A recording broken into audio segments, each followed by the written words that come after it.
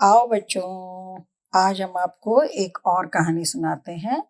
ये कहानी है एक विक नाम के राक्षस की। ये जो राक्षस था वो बहुत ही मंदबुद्धि था। उसको कुछ समझ में नहीं आता था मैं क्या करूं या मैं कैसे कुछ ज्ञान प्राप्त करूं, कुछ भी उसे समझ में नहीं आता था।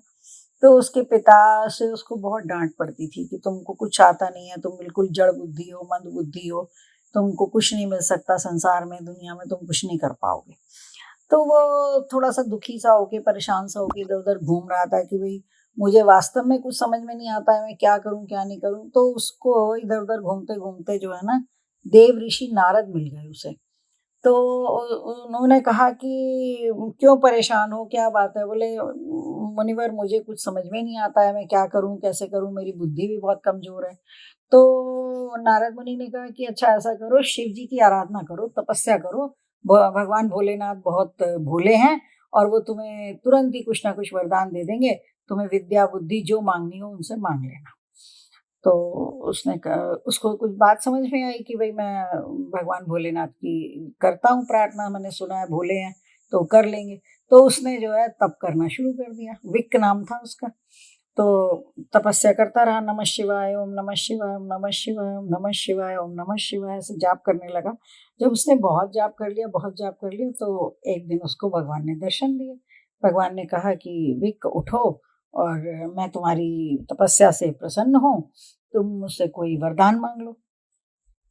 तो पहले तो उसने बड़ी भगवान से कहा कि अरे मुझे तो विश्वास ही नहीं हो रहा कि आप मेरे सामने हैं, मुझे अपनी आँखों पे विश्वास नहीं हो रहा है, मुझे बिल्कुल भी ऐसा नहीं लग रहा है, समझ में नहीं आ रहा आप सचमुच मुझ पे प्रसन्न हैं क्या? आप आ गए हैं क्या? और मेरे पिता तो मुझे हमेशा जड़ बुद्धि, मूर्ख, मतिमंद ऐसा कहा करते थे कि तुम तो मंद बुद्धि हो, तुम्हें कुछ नहीं हो सकता, तुम कुछ नहीं कर सकते। लेकिन बड़ी कृपा हुई भगवान, आप मुझ पे प्रसन्न हो गए हैं, आप सचमुच आ गए हैं। तो उन्होंने कहा हाँ हाँ मैं सचमुच आ गया हूँ। शंकर भगवान ने कहा हाँ हाँ मैं सब कुछ आ गया हूँ, तो मैं सचमुच में आया हुआ हूँ। तो इस बात से वो थोड़ा सा उसको अच्छा लगा। तो उसने कहा कि अच्छा अब आप आए हैं तो आप मुझे कुछ वरदान देंगे? तो भगवान भोलेनाथ ने कहा कि हाँ हाँ क्यों नहीं, तुम मांग लो कुछ भी, कुछ मांगना चाहते हो तो मुझसे। तो बड़ी देर तो सोचता रहा क्या मांगू क्या मांगू क्या मांगू, उसको तो मतलब जल्दी से कुछ आ ही नहीं रहा था दिमाग में। फिर उसके दिमाग में आया कि शक्ति जो है एक ऐसी चीज होती है जिसके सामने सब लोग सिर झुकाते हैं। तो मुझे शक्ति से संबंधित कुछ मांगना चाहिए। तो उसने कहा भगवान मुझे शक्ति चाहिए। तो भगवान ने बोला कैसी शक्ति चाहिए? तो उसने कहा कि मैं सोच रहा हूँ कि ऐसी शक्ति हो कि जिससे मुझसे सब लोग डरें, मेरा आदर करें, मुझे सम्मान दें। तो सोचते सोचते उसने बोला कि आप मुझे ऐसी शक्ति दो कि मैं किसी के ऊपर हाथ रख दूं तो वो नष्ट हो जाए, मर जाए। तो भगवान ने कहा कि वृक एक बार और सोच लो, अच्छी तरह सोच लो, कुछ और मांग लो, मैं तुम्हें मेधावी बना सकता हूँ, विद्वान बना सकता हूँ, मैं तुम्हें और भी बहुत कुछ दे सकता हूँ। तो उसने कहा मेधावी? मेधावी क्या होता है? उसे पता ही नहीं था मेधावी क्या होता है। मेधावी उसे यही नहीं मालूम था कि इंटेलिजेंट बंदे को, स्मार्ट बंदे को, इंटेलिजेंट बंदे को मेधावी कहते हैं। ज्ञानवान जो होता है उसे मेधावी कहते हैं। तो उसने कहा नहीं नहीं मैं मेधावी वगैरह कुछ नहीं बनना चाहता भोलेनाथ। मुझे तो ना आप बस ऐसी शक्ति दे दो कि मैं जिसे किसी को भी हाथ लगा दूं तो वो खत्म हो जाए, दुनिया से चला जाए, मृत्यु प्राप्त हो जाए, तो मुझसे लोग डरने लगेंगे। तो भगवान ने उसे एक बार और समझाया कि तुम समझ जाओ ये कोई अच्छी बात नहीं है जो तुम मांग रहे हो।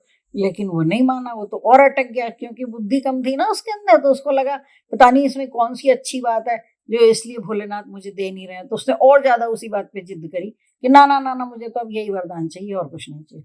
तो भोले बाबा ने कहा कि अच्छा ठीक है भैया। महादेव ने कहा कि भाई अच्छा ठीक है, तथास्तु, ऐसा ही हो।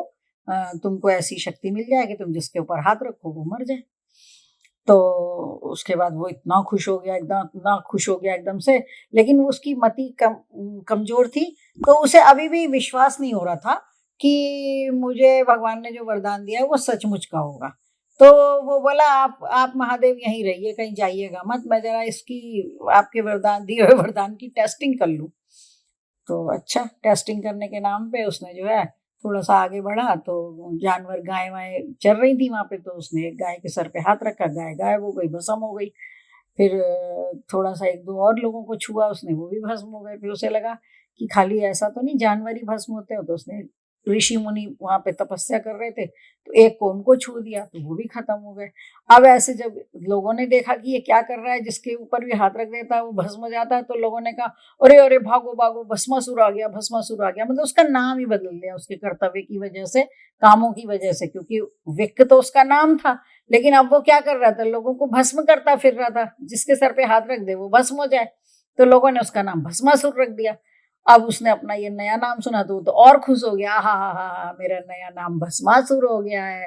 अच्छा, तो उसके बाद में वापस आया बताने के लिए भोले बाबा को कि हाँ हाँ, आपने जो वरदान दिया है वो ठीक है। फिर उसके मन में आई कि मैं देवताओं को भी देखूं, ऐसा तो नहीं कि जानवर और मनुष्य ही मरते हो मेरे इस वरदान से, देवता मरते हैं कि नहीं मरते। उसने भी देवताओं पे भी टेस्टिंग कर ली, एक दो देवताओं को भी मार डाला, वो भी खत्म हो गए, वो भी भस्म हो गए, उसने सर पे हाथ रख दिया तो।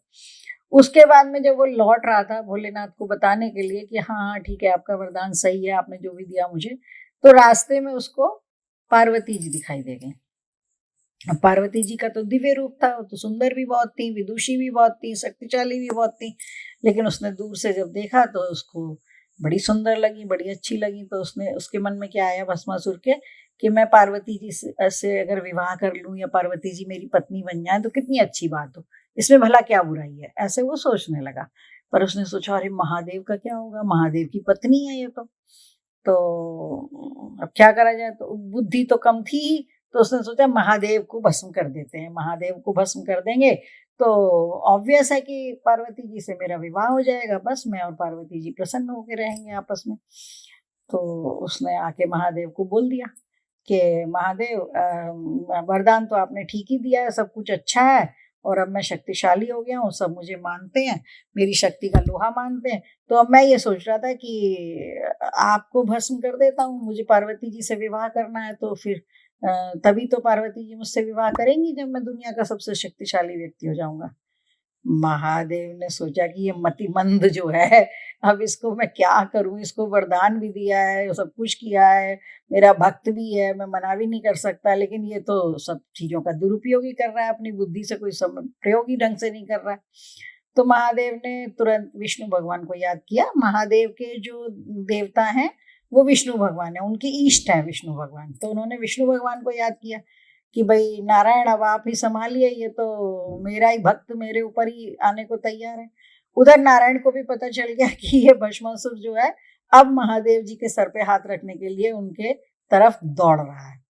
तो नारायण ने तुरंत जो है मोहिनी रूप बनाया, मोहिनी मीन्स सुंदर नारी का रूप बनाया, और नारायण जो है वो भस्मासुर के रास्ते में आ गए। अब ये इतनी सुंदर मोहिनी रूप को देख करके अब ये भस्मासुर उनके पीछे पीछे चल दिया। आप देवी कहाँ से आई हैं, आप बड़ी सुंदर लग रही हैं, और आप मुझे आप ग्रहण कर लीजिए, मैं आपको ग्रहण करना चाहता हूँ, मैं आपसे विवाह करना चाहता हूँ। मोहिनी तो चाह ही रही थी, मोहिनी तो आई इसलिए थी उसे लुभाने के लिए, है ना। मोहिनी कौन है, विष्णु भगवान मोहिनी बन के आए हुए हैं, है ना, तो वो तो भगवान की माया हो रखी है। तो उन्होंने कहा कि अच्छा अच्छा, तो हाँ मैं भी चाहती हूँ कि मुझे अच्छा वर मिल जाए, आप तो बड़े शक्तिशाली लग रहे हैं। तो वो अपनी प्रशंसा सुन के भस्मासुर और भी खुश हो गया। तो मैं तो देवी मैं आपकी हाँ समझू। तो मोहिनी ने कहा कि नहीं, देखिए ऐसा है कि आप शक्तिशाली तो बहुत हैं, लेकिन मैं तो स्वयं एक नृत्यांगना हूँ, और नृत्यांगना होने की वजह से मैं ये चाहती हूँ कि मेरे पति भी अच्छे डांसर हों, नृत्य करते हों। तो भस्मासुर ने कहा है नृत्य? तो उसने कहा, मोहिनी ने कहा अच्छा तो आपको नृत्य नहीं आता है क्या? तो अब भस्मासुर कैसे स्वीकार कर ले कि मुझे नृत्य नहीं आता। तो भस्मासुर ने तुरंत कहा नहीं नहीं, मुझे आता है, बिल्कुल आता है, मैं जैसे जैसे आप बताएंगी वैसे वैसे मैं भी नृत्य करूंगा आपके साथ, ऐसी कोई बात ही नहीं है। अब मोहिनी तो यही चाहती थी कि ये मेरे साथ नृत्य करें, क्यों, क्योंकि अब क्या हो गया था, अब परिस्थिति ये थी कि भस्मासुर की जो बहुत ज्यादा एक्टिविटी ऐसी हो गई थी जिनसे कि सबको, संसार को खतरा हो गया था, तो बचाना था। और वो तो भगवान के ही पीछे पड़ गया था, भोले बाबा के पीछे पड़ गया कि महादेव के सर पे हाथ रख देता हूँ, महादेव को भस्म कर देता हूँ, ऐसी उसकी बुद्धि खराब हो गई थी। तो मोहिनी ने कहा कि नहीं नहीं कोई बात नहीं, अगर आपको नृत्य नहीं आता तो कोई बात नहीं, पर अगर आप नृत्य करें तो अच्छा होगा। मैं ऐसी अच्छी बड़ी नृत्यांगना हूँ और मेरे पति को नृत्य नहीं आता होगा तो लोग हंसेंगे मेरे साथ, जो भी मुझे देखेंगे कि लोग इसके पति को तो कुछ आता नहीं है। तो भस्मासुर ने कहा नहीं नहीं, मैं सीख लूँगा, मैं करूँगा, आप मुझे बता दीजिए और मैं आपके साथ नृत्य करूँगा। तो मोहिनी ने सुंदर सुंदर मुद्राएं बना के नृत्य करना शुरू किया। अब पहले तो उसको आ नहीं रहा था, फिर धीरे धीरे वो कॉपी करने लगा, भस्मासुर कॉपी करने लगा और मोहिनी नृत्य करने लगी। अब मोहिनी ने जब देखा कि ये बिल्कुल मेरी कॉपी करने लगा है, जैसे जैसे मैं हाथ हिला रही हूँ वैसे हाथ हिला रहा है, जैसे जैसे मैं घूम रही हूँ वैसे ये घूम रहा है, तो मोहिनी ने डांस करते करते अपने सर पे अपना एक हाथ रख लिया और एक दूसरा हाथ उसने दूसरी तरफ रख दिया, कमर की तरफ। तो भस्मासुर तो उनको इमिटेट कर ही रहा था, उनको कॉपी कर ही रहा था मोहिनी को, तो भस्मासुर ने भी ऐसे ही हाथ रख लिया उसका। और जब भस्मासुर का अपना हाथ अपने सर पे गया ना, तो वो खुद ही भस्म हो गया और उसका किस्सा खत्म हो गया। तब विष्णु भगवान अपने स्वाभाविक रूप में आए और अपने लोक को चले गए। और तब भगवान शंकर ने यही कहा कि पूजा करके, प्रार्थना करके शक्ति अर्जित करना फिर भी एक बार आसान है, लेकिन उस शक्ति का सही उपयोग करना हर किसी के बस में नहीं होता और हर व्यक्ति अपनी बुद्धि के अनुसार और अपनी प्रवृत्ति के अनुसार शक्ति का प्रयोग करता है। तो भस्मासुर ने शक्ति तो प्राप्त कर ली तब करके, और उसका, लेकिन उसने उसका दुरुपयोग किया। तो दुरुपयोग करने की वजह से अंत क्या हुआ, फिर अंत में उसकी अपनी हानि हुई, वो खुद ही नष्ट हो गया। तो हमें करना क्या चाहिए बेटा, हमें अपनी शक्ति अर्जित करनी है, या हमें अपने अंदर कोई ज्ञान प्राप्त किया है हमने, या उसे इकट्ठा किया है या पाया है, या कोई वरदान, वरदान का मतलब क्या होता है, ब्लेसिंग्स होते हैं ना, बड़ों के ब्लेसिंग्स हमें मिलते हैं, तो वही हमारे लिए वरदान साबित होते हैं। जब माता पिता बच्चों को आशीर्वाद देते हैं, प्रसन्न रहो, खुश रहो, तो यही वरदान होते हैं, ठीक है। तो उनका हमें सदुपयोग करना है, उपयोग करना है, देश के लिए, समाज के लिए, अपने लिए, सोसाइटी के लिए, परिवार के लिए, ना कि उनका दुरुपयोग करना है कि हमारे पास शक्ति आ गई तो हम सताने लगे लोगों को या उससे कुछ गलत काम करें, ठीक है। तो आज आपने कहानी सुनी भस्मासुर की।